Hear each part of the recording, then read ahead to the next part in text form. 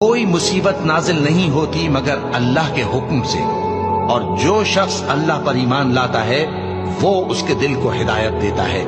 اور اللہ ہر چیز سے باخبر ہے۔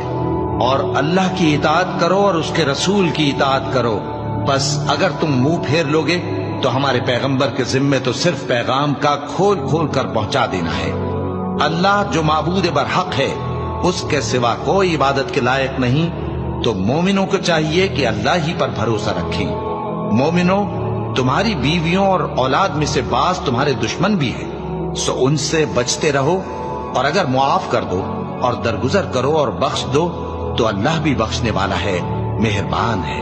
تمہارا مال اور تمہاری اولاد تو آزمائش ہے، اور اللہ کے ہاں بڑا اجر ہے، سو جہاں تک ہو سکے اللہ سے ڈرو اور اس کے احکام کو سنو اور اس کے فرمانبردار رہو اور اس کی راہ میں خرچ کرو، یہ تمہارے حق